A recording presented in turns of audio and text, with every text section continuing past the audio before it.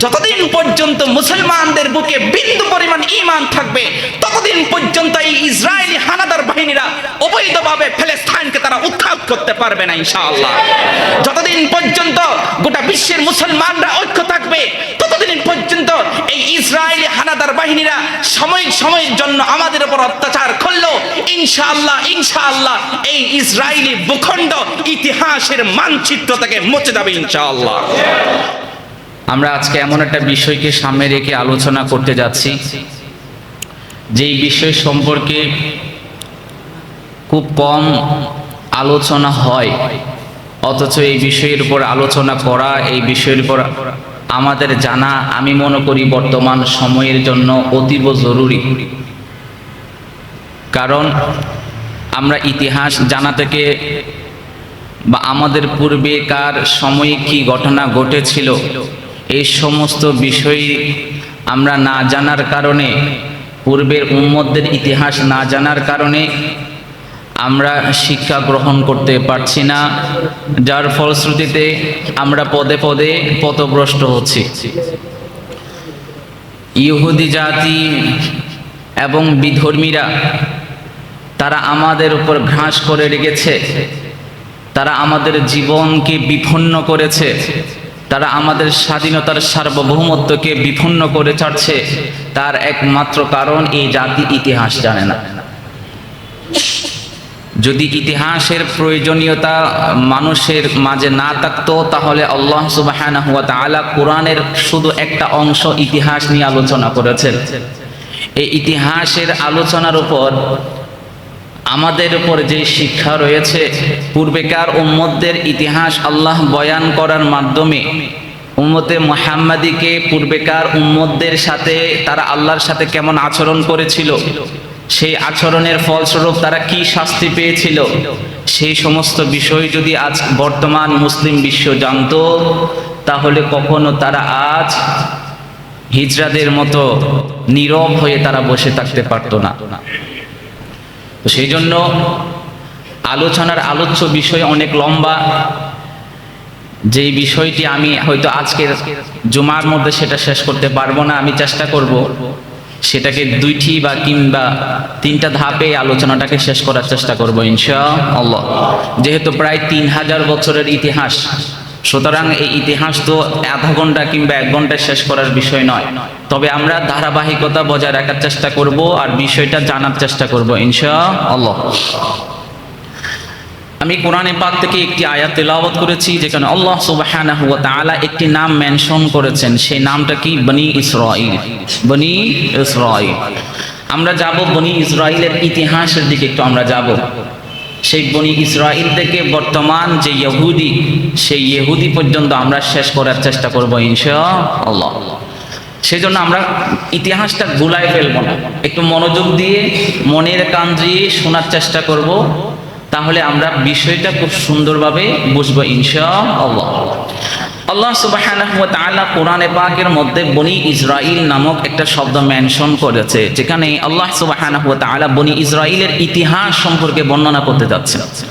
যদি আমরা ইতিহাসের দিকে যাই তাহলে আমরা একটা নবীর দিকে আমাদেরকে ফিরে যেতে হবে, যেই নবীর দুইটা চেইন রয়েছে, দুইটা ধারা রয়েছে, যেই দুইটা ধারা তাকে আল্লাহ সুবহানাহু ওয়া তাআলা অসংখ্য নবী রাসূল এই পৃথিবীতে প্রেরণ করেছেন। বলতে পারবেন কি সেই নবীর নাম কি? হযরত ইব্রাহিম আলাইহিস সালাতু ওয়াস সালাম।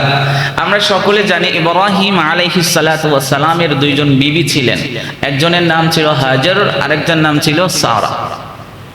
হাজর আলাইহিস সালাতু ওয়াস সালামের বংশ থেকে আসছেন, আলাইহিস সালাতু ওয়াস সালামের বংশ থেকে আসছেন হযরত ইসমাঈল আলাইহিস সালাতু ওয়াস সালাম, এবং সারাহ আলাইহিস সালাতু ওয়াস সালামের বংশ থেকে আসলেন ইসহাক আলাইহিস সালাতু ওয়াস সালাম।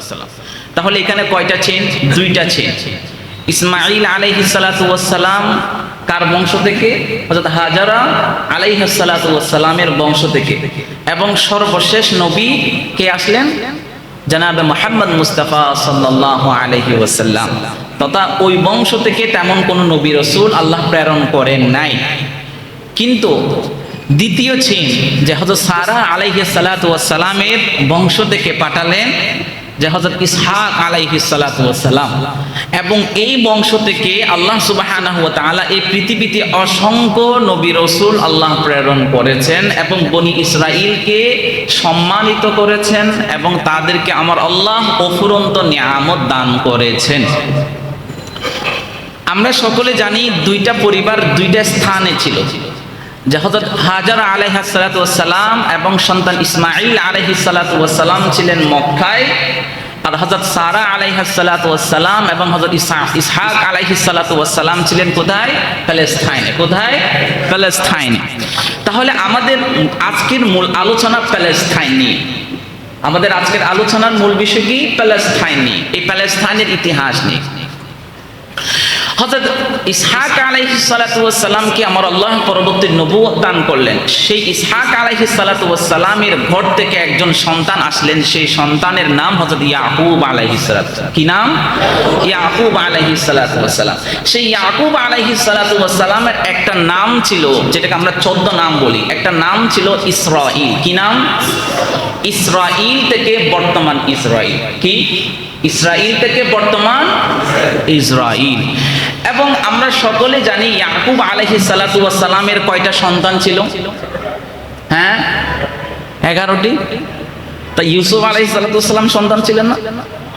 তা ইয়াকুব আলাইহিস সালাতু ওয়াস সালামের 2 জন বিবি ছিল। এক বিবির ঘরে ছিল 10 জন সন্তান, আরেক বিবির ঘরে ছিল 2 জন সন্তান। সেই 2 জন কে কে বলতে পারবেন? ইউসুফ আলাইহিস সালাতু ওয়াস সালাম এবং বিনিয়ামিন। সেই আমরা তো সকলে ইউসুফ আলাইহিস সালাতু ওয়াস সালামের ঘটনাটা জানি, যে ছোটবেলায় তার ভাইয়েরা তাকে এই কূপের মধ্যে নিক্ষেপ করেছিল। ইউসুফ আলাইহিস সালাতু ওয়াস সালামকে যারা, অর্থাৎ যেই পরিকল্পনার মধ্য দিয়ে ইউসুফ আলাইহিস সালাতু ওয়াস সালামকে বাবার কাছ থেকে পৃথক করে কূপের মধ্যে নিক্ষেপ করার যে পরিকল্পনা, সেই পরিকল্পনাটা ছিল তাদের যে সৎ ভাই, সেই সৎ ভাইয়ের মধ্যে যে সবচেয়ে বড়জন, সেই বড়জনের নাম ছিল ইয়াহুদ। সে বড় নাম ছিল কি? সেই ইয়াহুদ থেকে আজকের ইয়াহুদি জাতি, সেই ইয়াহুদ থেকে আজকের ইয়াহুদে জাতি। এবং ইউসুফ আলাইহিস সালাতু ওয়াস সালামের ছোট ভাইয়ের নাম কি ছিল? বিনিয়ামিন। তার মানে আজকের বর্তমান ইসরায়েলের প্রেসিডেন্টের নাম কি?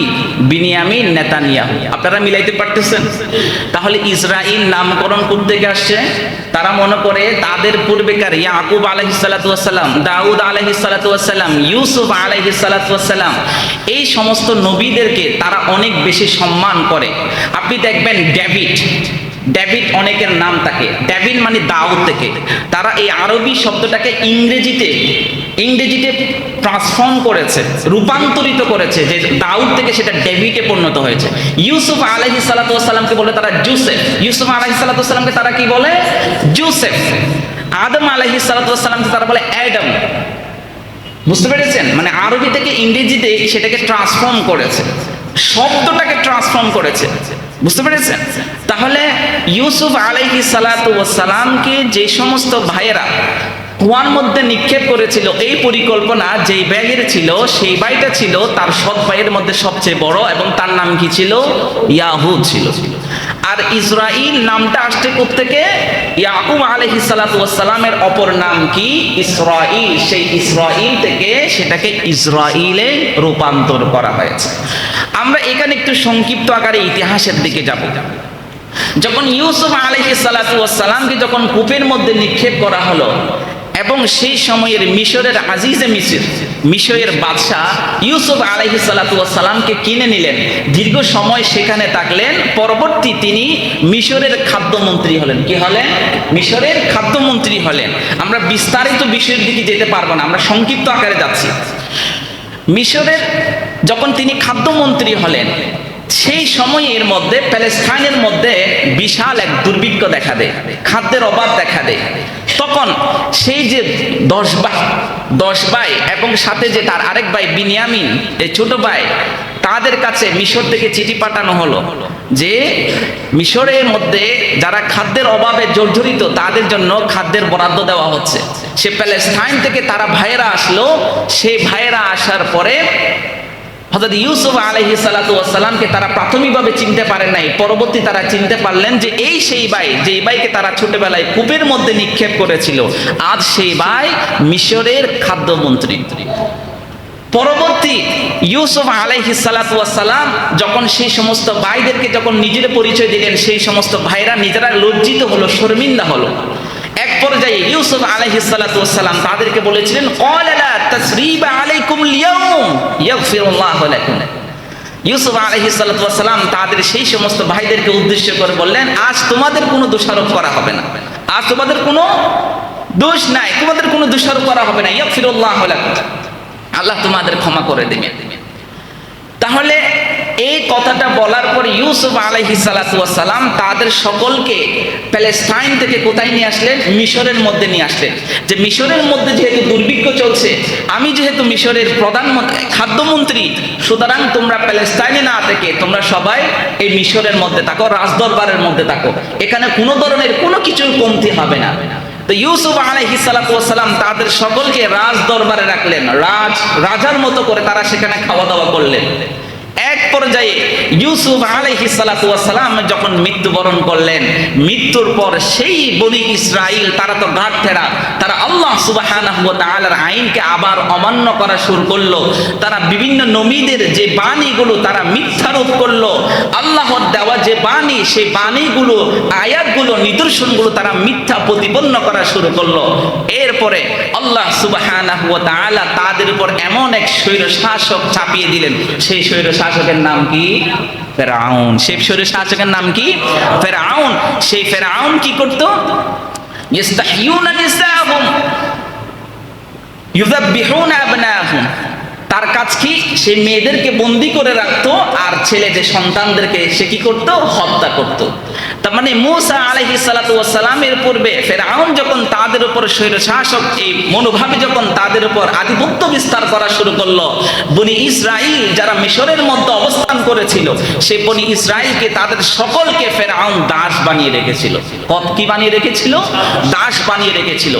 এক পর্যায়ে ফেরাউনের অত্যাচারে অতিষ্ঠ হয়ে তারা আর না পেরে আল্লাহর কাছে ফিরে আসলো, ইয়া আল্লাহ, আমরা আমাদের পূর্বের সকল অপরাধ থেকে ক্ষমা প্রার্থনা করছি, তুমি আমাদের কাছে এমন একজন মেসিহ, এমন একজন ত্রাণকর্তা পাঠাও, যে ত্রাণকর্তা এই স্বৈরশাসক এই ফেরাউনের অত্যাচার থেকে আমাকে মুক্ত করবে।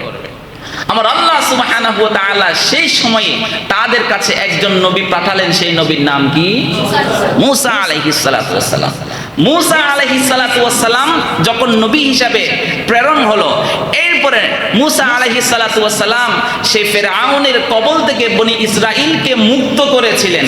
আমরা সকলে জানি ইয়াকুব আলাইহিস সালাতু ওয়াস সালামের কয়জন সন্তান? 12 জন সন্তান। সেই 12 জন সন্তানের জন্য 12টা সম্প্রদায় ছিল। কয়টা সম্প্রদায়? 12টা সম্প্রদায় ছিল। আল্লাহ সুবহানাহু ওয়া তাআলার বিশেষ রহমতে বনি ইসরাইলকে নবী মূসা আলাইহিস সালাতু ওয়াস সালামের মাধ্যমে সেই নীল নদের মধ্য দিয়ে তাদেরকে ফেরাউনের সেই অত্যাচার থেকে মুক্ত করে ফেরাউন এবং তার সদলবলকে সেই নীল নদের মধ্যে তাদেরকে ডুবিয়ে মেরেছিলেন তিনি কে? এবং সেখানে কয়টা রাস্তা করেছিলেন? 12টা রাস্তা। কেন করেছিলেন? কারণ তারা 12 ভাই, তাদের 12 ভাই হিসাবে 12টা সম্প্রদায় রয়েছে, যেন 12 জন সম্প্রদায় আলাদা আলাদা রাস্তা করে তারা সেই নীল নদ পার করতে পারে। এখন মূসা আলাইহিস সালাতু ওয়াস সালাম সেই বনি ইসরাইলকে যখন ফেরাউনের কবল থেকে মুক্ত করলেন, আমরা তো সকলে জানি এই ফেরাউন, এই বনি ইসরাইল প্যালেস্টাইন থেকে কোথায় গেল? মিশর গেল। মিশরের মধ্যে তারা থাকতে পারলো না। কেন? তাদের অবাধ্যতার কারণে। আমার আল্লাহ পরবর্তী তারা যখন ক্ষমা প্রার্থনা করলো, ক্ষমা চাইলো, তওবা করলো, তাদের তওবা কবুল করার পরে মূসা আলাইহিস সালাতু ওয়াস সালামকে পাঠালেন। মূসা আলাইহিস সালাতু ওয়াস সালামের মাধ্যমে ফেরাউনের কবল থেকে মুক্ত করলেন। নীল নদের ওপর পারে তিহ নামক স্থানে তারা অবস্থান করছিলেন। এখন সেই অবস্থানের মধ্যে তারা কি করবে? তাদের তো খাবার দাবার কিছু নাই।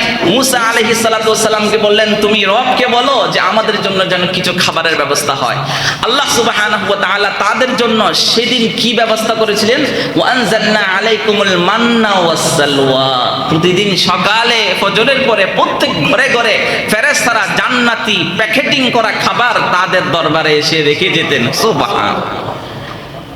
সেই অবাধ্য জাতি ফেরাউন, সেই অবাধ্য বনি ইসরাইল জাতি যখন ফেরাউনের কবল থেকে মুক্ত হলো, সেই পরও তারা তাদের পূর্বের কৃতকর্মগুলো ভুলে গিয়ে তারা এমন এমন আল্লাহর আইনের অবাধ্য হয়েছেন, আল্লাহর বিধানগুলোকে অমান্য করেছেন, যেগুলো আমার আল্লাহ সুবহানাহু ওয়া তাআলা ধারাবাহিকভাবে কোরআনের মধ্যে বর্ণনা করছেন।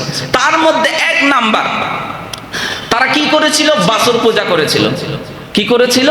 বাছুর পূজা করেছিল। আমরা সকলে জানি মুসা আলাইহিস সালাতু ওয়াস সালাম 40 দিনের জন্য তুর পাহাড়ে গিয়েছিলেন আল্লাহ সুবহানাহু ওয়া তাআলার কাছে কিতাব আনার জন্য। সেই সময়ে সামিরী নামক একজন ব্যক্তি ছিল, যে ব্যক্তি বনি ইসরাইলের হাতে যে স্বর্ণগুলো ছিল সেই স্বর্ণগুলো গলিয়ে একটা বাছুর তৈরি করেছিল, একটা গরুর বাচ্চা তৈরি করেছিল। সেই গরুর বাচ্চার মুখ দিয়ে একটা গরুর যেমন সাউন্ড করে সেই সাউন্ডের একটা কি শব্দ বের হচ্ছিল। এমন সময় সে সামিরী তাদেরকে বলল যে এই হলো তোমার খোদা এবং মুসার খোদা, সুতরাং তোমরা আজ থেকে এই বাছুরের কি করো? পূজা করো। আমার আল্লাহ সুবহানাহু ওয়া তাআলা সেই কোরআনের মধ্যে তাদের সেই অবাধ্যতার ঘটনার বিষয়টা এভাবে উল্লেখ করে বললেন, ওয়াত্তাখাযা কওমু মূসা মিন বা'দিহি মিন হুলিহিম ইজলান জাসাদান লাহু খুয়ার।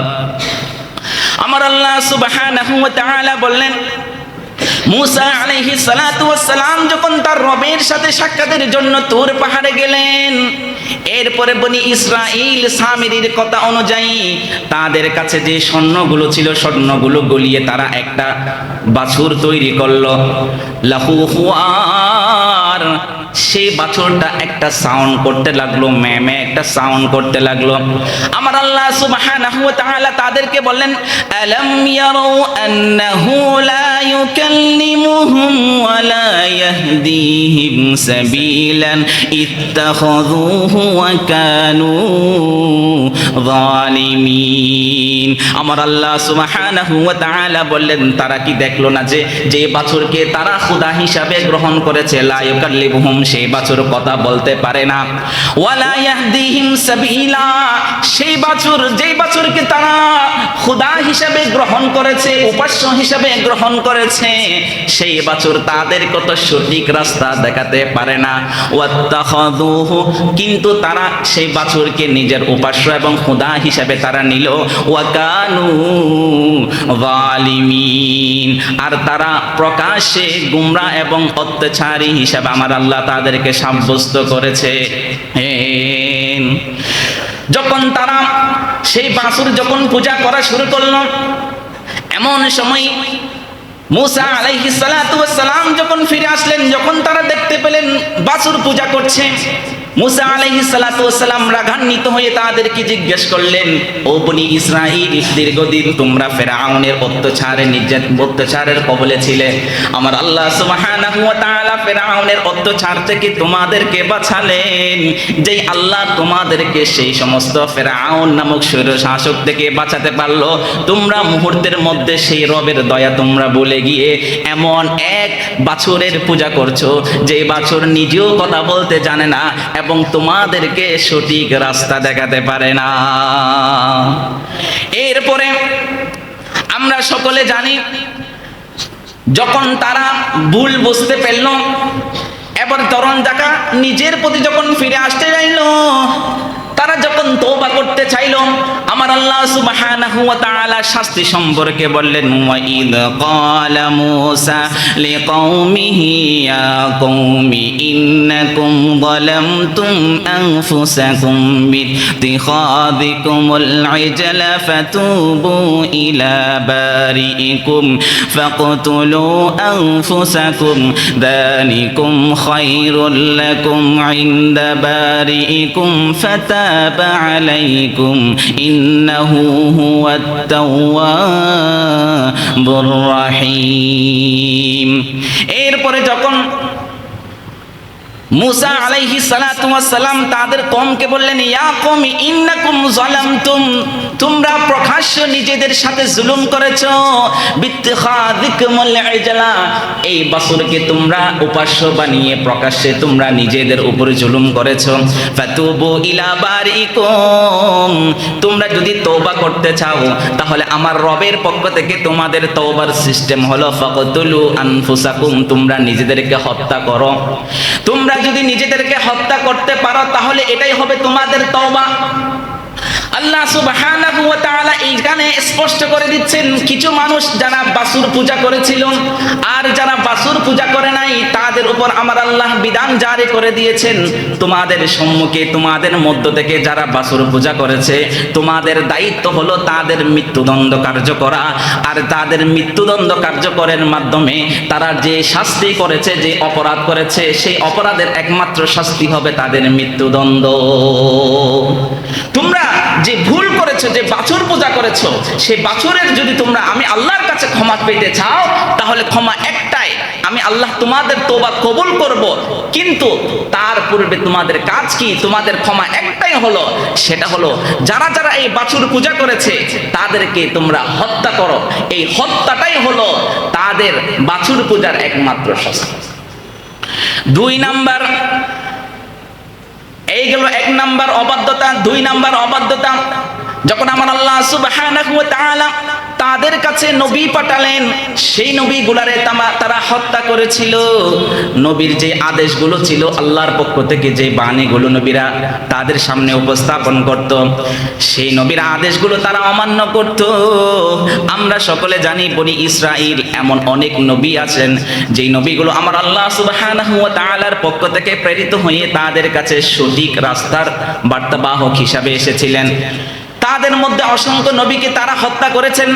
তার মধ্যে আমরা হযরত ইয়াকুব হযরত ইয়াহইয়া আলাইহিস সালাতু ওয়াস সালাম এবং হযরত জাকারিয়া আলাইহিস সালাতু ওয়াস সালাম নামক অসংখ্য নবীকে তারা হত্যা করেছিল। যখন তারা নবীকে হত্যা করেছিল সেটার প্রেক্ষাপট সম্পর্কে আমার আল্লাহ সুবহানাহু ওয়া তাআলা কোরআনের মধ্যে বলেন, ওয়া ইয়াকতুলুনা নাবিয়্যিনা বিগাইরিল হাক্কি যালিকা বিমা আসাউ ওয়া কানু ইয়াতাদুন। আমার আল্লাহ সুবহানাহু ওয়া তাআলা বললেন, এই বনি ইসরাইল জাতি, যেই জাতিকে আমি আল্লাহ অনেক অত্যাচার এবং অনেক স্বৈরাচারের অত্যাচার থেকে রক্ষা করেছি, সেই বনি ইসরাইলকে যখন আমি আল্লাহ নবী পাঠাতেন, তাদের কাছে যখন নবী পাঠাতাম, সেই নবীগুলারে তারা অন্যায়ভাবে হত্যা করত। যালিকা বিমা আসাউ ওয়া কানু ইয়াতাদুন। আর এই হত্যা করা ছিল, এটা ছিল তাদের অবাধ্যতা এবং সীমালঙ্ঘনের কারণে। যখন তারা নবীকে হত্যা করত, নবীরা যখন আল্লাহর পক্ষ থেকে নির্দিষ্ট বাণীগুলো তাদের কাছে পৌঁছাতো, আল্লাহর নিদর্শনগুলো তারা অমান্য করত, নবীদেরকে তারা হত্যা করত। নবীদেরকে হত্যা করার পর এবার আমার আল্লাহ সুবহানাহু ওয়া তাআলা তাদের উপর শাস্তি আরোপিত করলেন। কি শাস্তি তাদেরকে দিলেন সে সম্পর্কে আমার আল্লাহ সুবহানাহু ওয়া তাআলা বললেন, দুরিবাত আলাইহিমুয যিল্লাতু ওয়াল মাসকানাতু ওয়া বাউ বিগাদাবিম মিনাল্লাহ। আমার আল্লাহ সুবহানাহু ওয়া তাআলা তাদের উপর অপমান, লাঞ্ছনা এবং তাদের উপর দারিদ্রতা ছাপিয়ে দিয়েছেন। তার একমাত্র কারণ হলো তারা প্রকাশ্যে অন্যায়ভাবে নবীদেরকে হত্যা করত এবং আল্লাহর যে নিদর্শনগুলো আছে সেই নিদর্শনগুলো তারা অস্বীকার করত।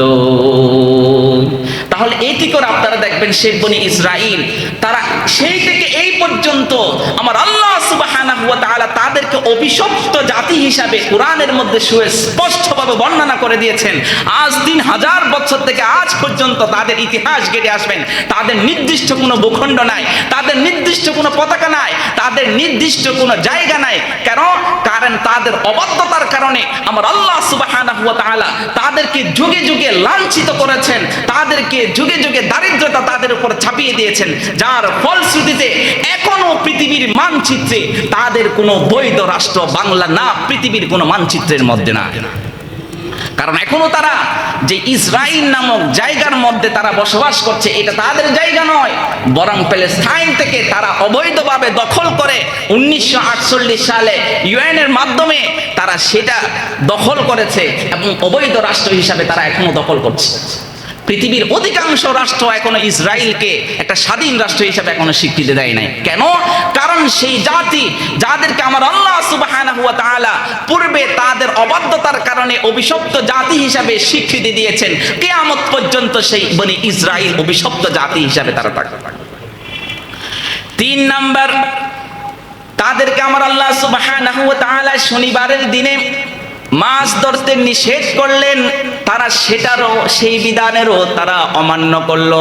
আমার আল্লাহ সুবহানাহু ওয়া তাআলা তাদেরকে বললেন শনিবারের দিন তাদের ইবাদতের দিন, এই দিনে তারা ইবাদত বندگی করে এবং এই দিনে আমার আল্লাহ সুবহানাহু ওয়া তাআলা তাদেরকে পরীক্ষা করার জন্য তাদেরকে বলা হয়েছে শনিবার দিন তোমরা মাছ ধরবা না।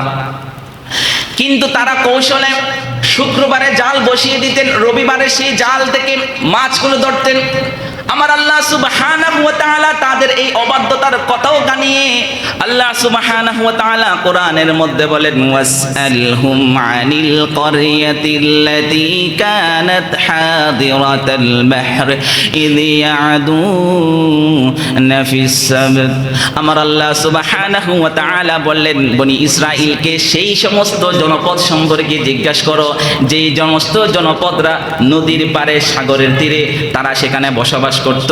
ইদিয়াদুনা ফিস সাবতি, তাদেরকে শনিবার দিনে মাছ ধরা থেকে বিরত রাখা হয়েছে, নিষেধ করা হয়েছে, কিন্তু তারা আমার আল্লাহর সেই নিষেধাজ্ঞা অমান্য করে তারা শনিবার দিন মাছ ধরত।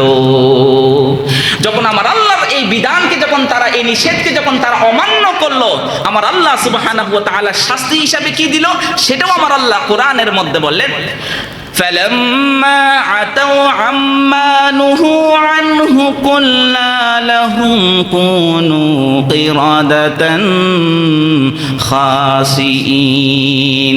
আমার আল্লাহ সুবহানাহু ওয়া তাআলা বললেন যখন তারা আমার আল্লাহর সেই নিষেধাজ্ঞা অমান্য করলো, বিদ্যাঙ্গুল প্রদর্শন করলো, উদ্ধতা প্রদর্শন করলো, তখন আমার আল্লাহ বলল কুনু লাহুম কিরাদাতান খাসিইন, তোমরা লাঞ্ছিত বানরে পরিণত হয়ে যাও। তাহলে সেই বনি ইসরাইল যারা আল্লাহর এই নিষেধাজ্ঞাকে অমান্য করেছিল তাদেরকে আমার আল্লাহ সুবহানাহু ওয়া তাআলা যারা এই শনিবারের দিনে নিষেধাজ্ঞা দিনে মাছ ধরত তাদেরকে আমার আল্লাহ লাঞ্ছিত বানরে তাদেরকে পরিণত করে দিয়েছে। সুতরাং এই আয়াত থেকে আমাদের শিক্ষা, যুগে যুগে যারা ইসলামের কথার বাধার সম্মুখীন হবে, যারা আলেমদেরকে হত্যা করবে, যারা আলেমদেরকে নির্যাতন করবে, আল্লাহর এই বিধান, আল্লাহর আইন, আল্লাহর এই সুশাসন বাংলার জমিনে না প্রত্যেকটা অঞ্চলে প্রতিষ্ঠা করার ক্ষেত্রে বাধা দিতে হবে। আমার আল্লাহ সুবহানাহু ওয়া তাআলার এই আয়াত থেকে তাদের জন্য শিক্ষা হলো তাদেরকে আমার আল্লাহ এমন এমন লাঞ্ছনাদায়ক তাদের উপর আযাব আমার আল্লাহ পাঠাবেন যে আযাব সম্পর্কে তারা কখনো কল্পনাও করেন।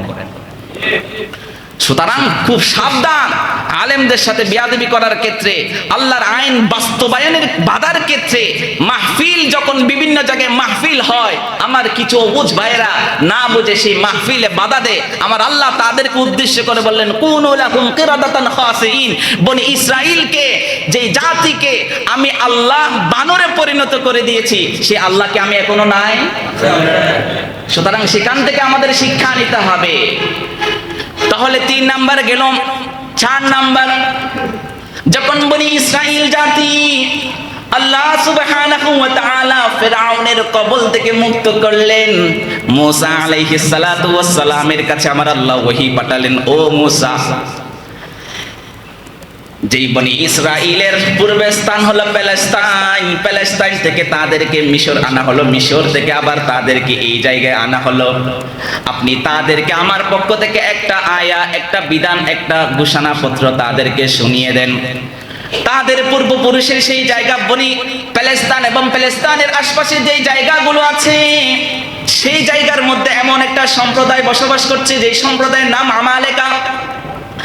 আমি আল্লাহ তাদেরকে আদেশ দিয়েছি বলেন তারা যেন সেই সম্প্রদায়ের সাথে যুদ্ধ করে প্যালেস্তাইন এবং প্যালেস্তাইনের আশপাশে যে জায়গাগুলো আছে সেই জায়গাগুলো তাদের সাথে যুদ্ধ করে যেন তারা সেগুলো নিজেদের করে নেয়।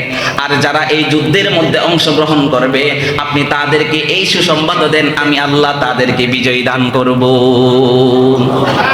মূসা আলাইহিস সালাতু ওয়াস সালাম যখন ফিরআউনের কবল থেকে মুক্ত হওয়ার পরে যখন তাদেরকে বলল আল্লাহর পক্ষ থেকে একটা আদেশ আসলো বনু আমালিকার সাথে সম্প্রদায়ের সাথে জিহাদ করতে হবে, যুদ্ধ করতে হবে, আমার আল্লাহ যুদ্ধের নির্দেশ দিয়েছেন। দেখেন সেই বনি ইসরাইল কত অবাধ্য জাতি, তারাও সেখানে বলছে ক্বালু ইয়া মূসা ইন্না লান নাদখুলাহা আবাদাম মা দামু ফিহা ফাযহাব আনতা ওয়া রাব্বুকা ফাকাতিলা ইন্না হাহুনা কাঈদুন। আমার আল্লাহ কত সুযোগ তাদেরকে দিয়ে জাতিকে কত সুযোগ তাদেরকে দিয়েছেন, তারা প্রত্যেকটা সুযোগ তারা অমান্য করেছেন।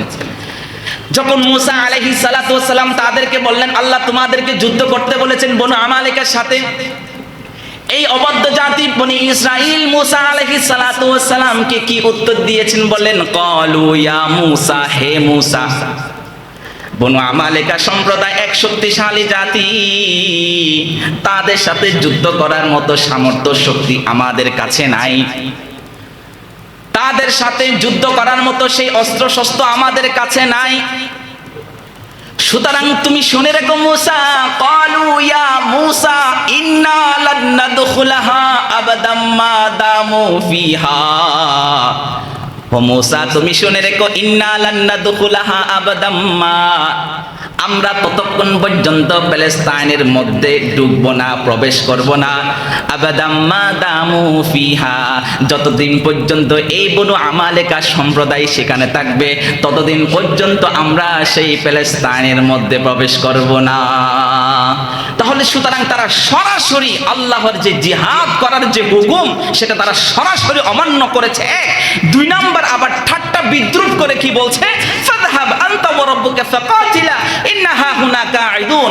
হাই মূসা শুনে রেখো আমরা তো দুর্বল জাতি, আমরা তো তাদের সাথে জিহাদ করতে পারবো না, তারা যতদিন এই প্যালেস্তাইনে থাকবে ততদিন পর্যন্ত আমরা সেই প্যালেস্তাইনে ঢুকবো না।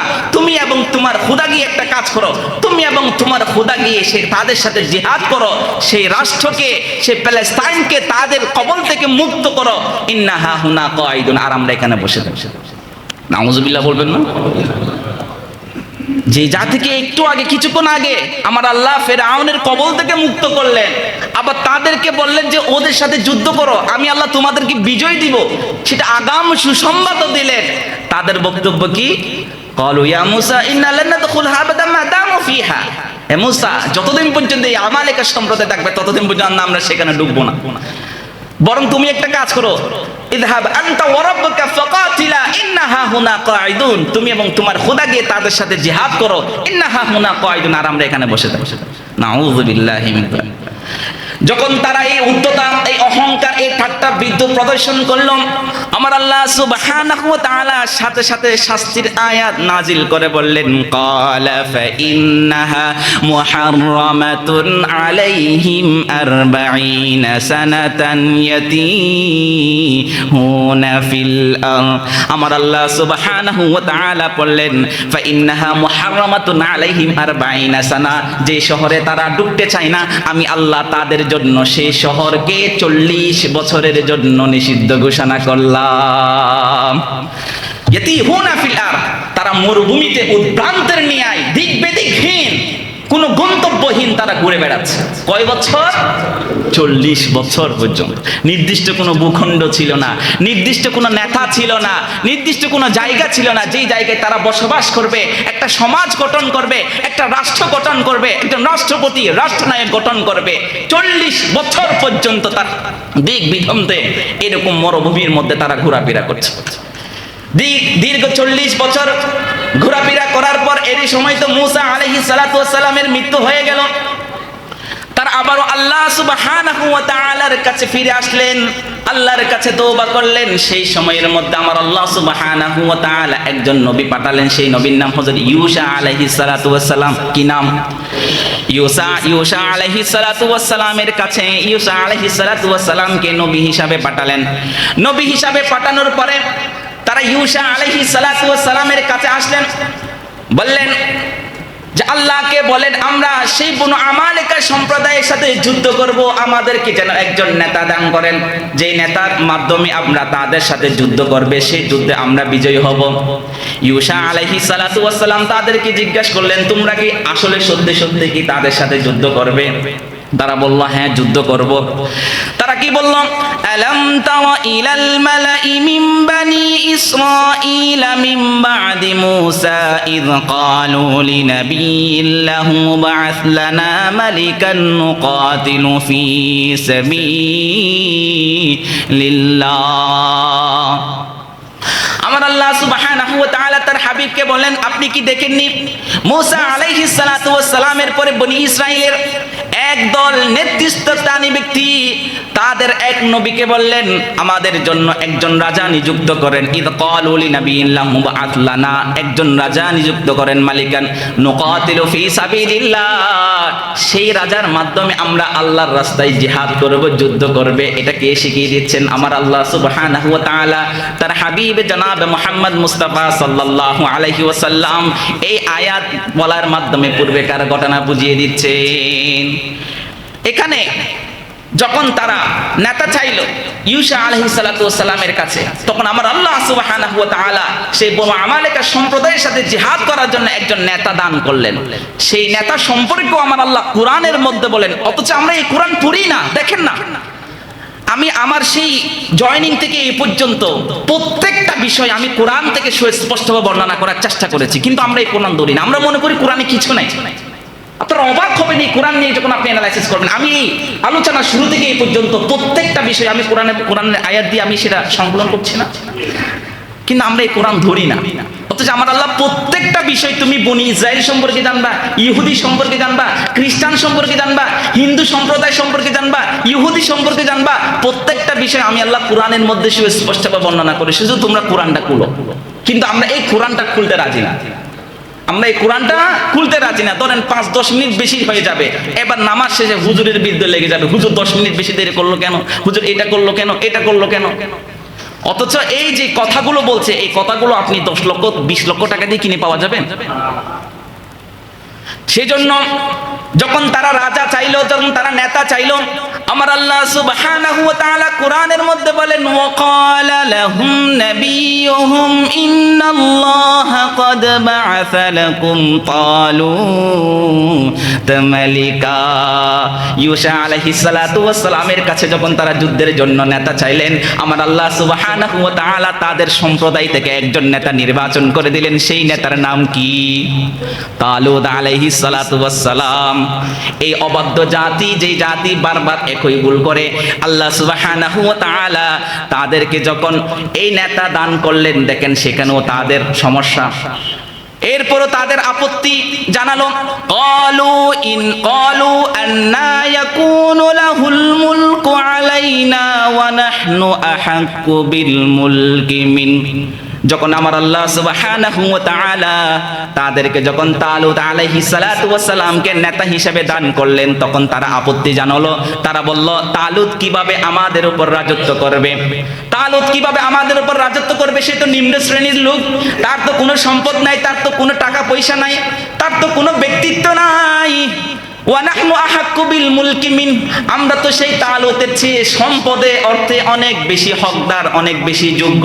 সুতরাং রাজত্ব করার যদি কোনো ব্যক্তি যদি আল্লাহ পাঠাতে চাইলে আমাদের কাছ থেকে, আমাদের মধ্যে যারা বংশীয়ভাবে আর্থিকভাবে যারা সবচেয়ে বেশি স্বাবলম্বী, তাদেরকে আমার আল্লাহর বানানো উচিত। কিন্তু আমার আল্লাহ সেটা না করে একটা নিম্ন শ্রেণীর মানুষকে আমাদের নেতা বানিয়ে দিলেন। নাউযুবিল্লাহ। আমার আল্লাহকে তারা শিখাচ্ছে নেতা কেমন হবে। এবার আমার আল্লাহর উত্তর থেকে শিখে নেন যে একজন নেতা হওয়ার জন্য কি যোগ্যতা লাগবে সেটা দেখেন। আমার আল্লাহ সুবহানাহু ওয়া তাআলা এই আয়াত বলে দেওয়ার মাধ্যমে উম্মতে মুহাম্মাদীকে একটা মেসেজ দিচ্ছেন, ও উম্মতে মুহাম্মাদী, তোমাদের কাছে অনেক নেতা আসবে যেই নেতার ব্যাকগ্রাউন্ড দেখবে ছাদাবাজ, অনেক নেতা আসবে যেই নেতার ব্যাকগ্রাউন্ড দেখবে সে একজন খুনি, অনেক নেতা আসবে যেই নেতার ব্যাকগ্রাউন্ড দেখবে সে একজন জেনাকার, অনেক নেতা আসবে যেই নেতার ব্যাকগ্রাউন্ড দেখবে সে একজন দর্শক। কিন্তু তোমাদের মাঝে যদি তোমরা একজন যোগ্যবান নেতা বানাতে চাও তাহলে তার মাঝে এই দুইটা বৈশিষ্ট্য লাগবে, যে বৈশিষ্ট্য আমি আল্লাহ তোমাদেরকে বলে দিচ্ছি। আমার আল্লাহ বললেন, فَلَا إِنَّ اللَّهَ اصْطَفَاهُ عَلَيْكُمْ وَزَادَهُ بَسْطَةً فِي الْعِلْمِ وَالْجِسْمِ। আমার আল্লাহ সুবহানাহু ওয়া তাআলা বললেন, ইন্নাল্লাহ আস্তাফাহু আলাইকুম, আমি আল্লাহ সেই তালুতকে তোমাদের উপর মনোনীত করেছি। তার কারণ সেই তালুতকে আমি আল্লাহ দুইটা দিয়েছি। এক নাম্বার হলো তার মাঝে রয়েছে জ্ঞান, দুই নাম্বার রয়েছে তার মাঝে দৈহিক শক্তি। আল্লাহু আকবার বলবেন না? সুতরাং বাংলার প্রত্যেকটি আনাচে খানাচে যদি একজন নেতা যদি আমরা চাই, সেই নেতার মধ্যে কয়টা যোগ্যতা থাকতে হবে? এক নাম্বার তার মাঝে জ্ঞান থাকতে হবে, দুই নাম্বার তার মাঝে দৈহিক যোগ্যতা থাকতে হবে। যদি তার মাঝে টাকা পয়সা ধন সম্পদ ঘর বাড়ি এই সব কিছু যদি থাকতো, আমার আল্লাহ এখানে বলতো না। সুতরাং আমাদের যে একজন আমরা বীর পেয়েছি ডক্টর ইউনূস, আল্লাহ সুবহানাহু ওয়া তাআলা উনাকে আরো 1000 বছরের হায়াতের নেক হায়াত আল্লাহ তাআলা দান করুন। উনার মতো যোগ্য ব্যক্তি যদি বাংলার জমিনে যদি 5 বছর থাকে, বাংলাদেশের প্রত্যেকটা ইঞ্চি ইঞ্চি পরিবর্তন হবে ইনশাআল্লাহ। কারণ আমরা এমন একজন যোগ্য নেতা চেয়েছি, আমার আল্লাহ যে একজন নেতার মাঝে যে যোগ্যতা থাকা প্রয়োজন, সেই যোগ্যতার মধ্যে একটা যোগ্যতা আমরা তার মাঝে পেয়েছি। দুই নাম্বার, আমরা তার দৈহিক শক্তির জন্য দৈহিক যোগ্যতার জন্য আমরা দোয়া করি আল্লাহ সুবহানাহু ওয়া তাআলা তিনি যতদিন বেঁচে থাকেন তিনি যেন আমাদের এই বাংলাদেশের খেদমত এবং সেবা করার তৌফিক দান। তাহলে সেই জাতি যখন বলল তালুত তার কোনো বংশীয় মর্যাদা নাই, নিম্ন শ্রেণীর ব্যক্তি, তখন আমার আল্লাহ সুবহানাহু ওয়া তাআলা বললেন যে তালুতকে আমি আল্লাহ তোমাদের নেতা বানিয়ে দিয়েছি, তার মাঝে দুইটা গুণ আমি আল্লাহ দিয়েছি। এক নাম্বার তাকে আমি আল্লাহ জ্ঞান দিয়েছি, দুই নাম্বার আমি আল্লাহ তাকে দৈহিক শক্তি দিয়েছি। কোনো ব্যক্তি যদি যুদ্ধ করতে হয় যুদ্ধের কৌশল সম্পর্কে জানার জন্য জ্ঞান প্রয়োজন। দুই নাম্বার, যুদ্ধের যারা অপোজিট ব্যক্তি আছে তাদের সাথে যুদ্ধ করতে হলে শারীরিক শক্তি প্রয়োজন। কারণ আল্লাহ রাসূল সাল্লাল্লাহু আলাইহি ওয়াসাল্লামের যুগের মধ্যে সাহাবীরা কি ইয়াং অবস্থায় যুবকরা প্রত্যেকটা যুদ্ধের মধ্যে বিজয়ী লাভ করার পিছনে কাদের অবদান বেশি? যুবকদের অবদান। কেন? দৈহিক শক্তি থাকতে হবে। খালিদ ইবনে ওয়ালিদ রাদিয়াল্লাহু তাআলা আনহু, মুসআব ইবনে উমাইর রাদিয়াল্লাহু তাআলা আনহু, হযরত জাফর ইবনে আবি তালিব রাদিয়াল্লাহু তাআলা আনহু, আব্দুর রহমান ইবনে আউফ রাদিয়াল্লাহু তাআলা আনহু, এই যে সাহাবী তারিক ইবনে জিয়াদ রাহমাতুল্লাহ আলাইহি, এরা সবাই যুবক ছিল, এদের মাঝে দৈহিক শক্তি ছিল এবং তাদের মাঝে জ্ঞানও ছিল। যখন তারা আল্লাহ সুবহানাহু ওয়া তাআলার এই আইনকে যখন অবদ্ধ করলাম, এবার তাদেরকে বললাম ফালাম্মা ফাসালা তালুত বিল জুনুদি ক্বালা ইন্নাল্লাহা মুবতালিকুম বিনাহার।